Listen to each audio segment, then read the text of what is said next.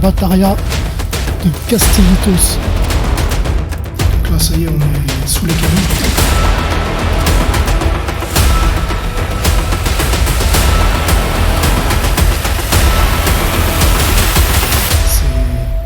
C'est exceptionnel. Salut à toi. Aujourd'hui, on va aller visiter la Battaria de Castellitos. Et ouais, encore une Battaria, mais celle-là avec son architecture de château fort, tu vas voir, elle est impressionnante. Allez, c'est parti.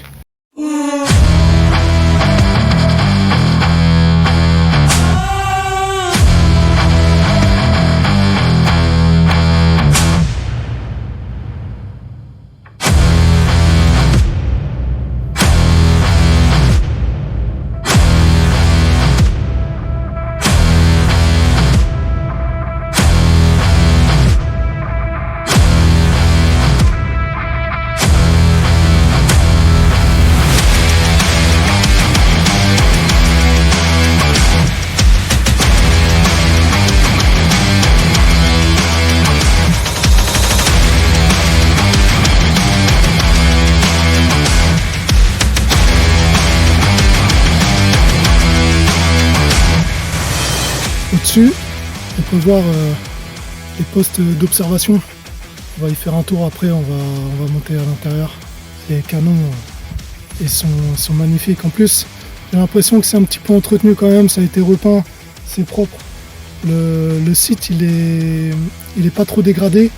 Alors, bien sûr, comme tous les sites à l'abandon, il y a des graffitis, il y a du vandalisme. Mais ce site-là, il est quand même relativement bien préservé.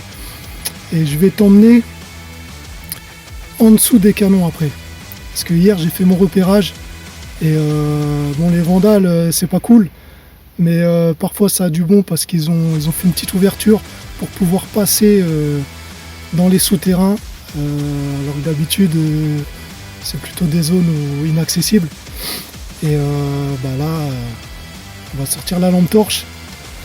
Bon allez, on va au poste d'observation et après on fait le petit tour dans les souterrains.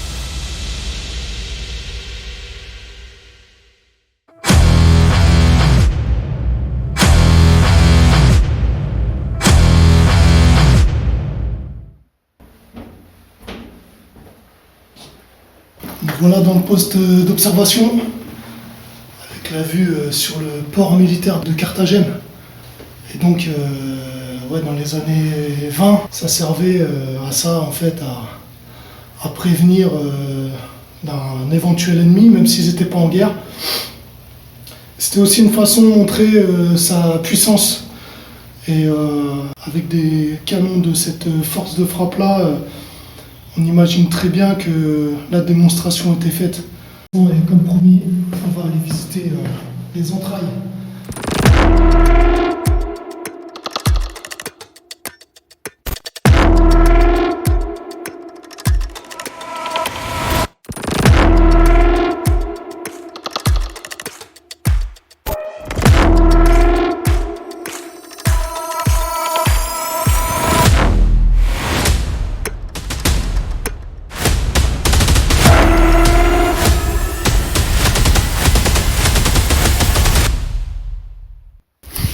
Bon, là on va aller rentrer dans les souterrains. C'est là où les calculs se faisaient, les calculs de tir. À l'époque, c'était un vrai défi de viser un navire en mouvement à plusieurs dizaines de kilomètres. Les postes d'observation mesuraient la distance et la direction de l'ennemi et envoyaient ensuite toutes les informations ici.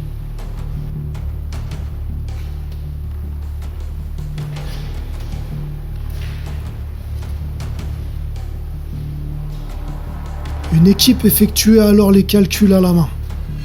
Les résultats étaient transformés en ordre de tir, transmis à l'équipe qui gérait les canons.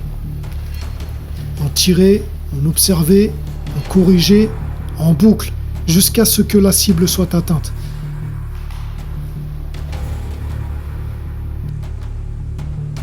Aujourd'hui, c'est vide, mais à l'époque, c'était un endroit sous tension permanente où chaque seconde comptait.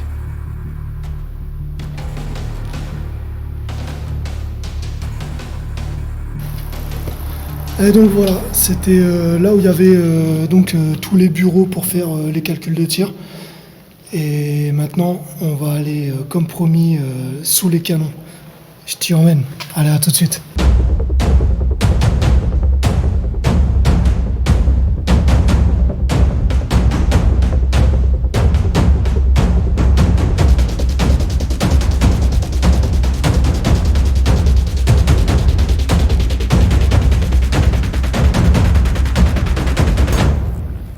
Bon voilà, c'est par là où on passe.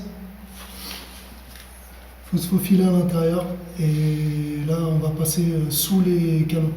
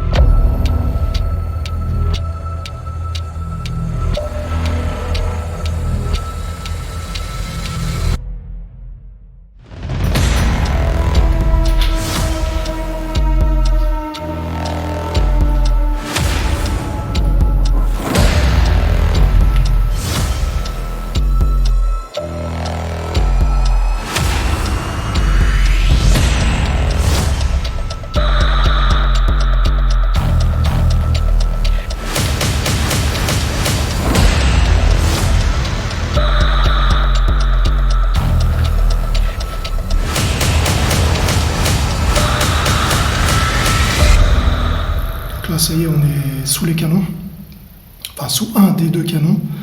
Il y a même l'échelle qui permet d'accéder à l'étage au-dessus. Là, on peut voir les gros piliers qui tiennent, les piliers de rotation, et les manettes de contrôle manuelles. C'est exceptionnel. J'ai jamais vu ça et je suis trop content. Et je vais essayer de monter par l'échelle pour voir ce que ça donne. Et là, jusqu'à là, c'est merveilleux. Bon, allez, on continue la visite.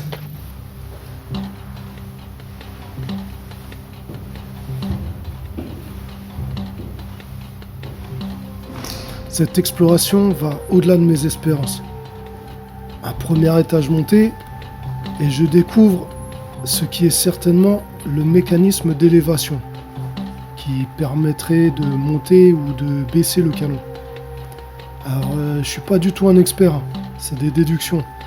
Et si tu connais avec certitude le fonctionnement de ces mécanismes, corrige-moi dans les commentaires.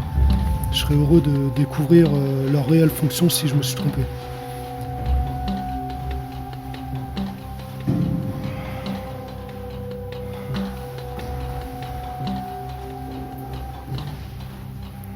Ici, je préfère laisser mon sac parce que les passages sont étroits et ça me gêne. D'autant plus que ça risque rien, il n'y a personne qui vient ici comme c'est plutôt interdit.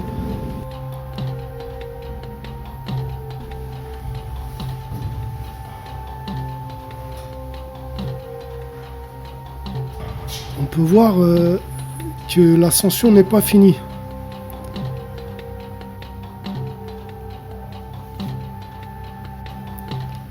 Troisième étage, puis ça y est, j'arrive enfin dans le canon.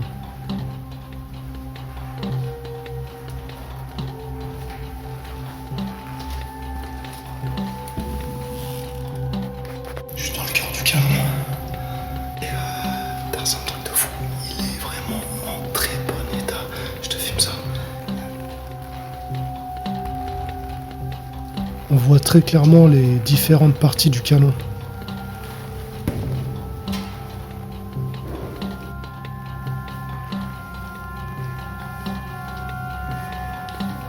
Ici était placé l'obus. On le voit à sa forme de demi-cylindre.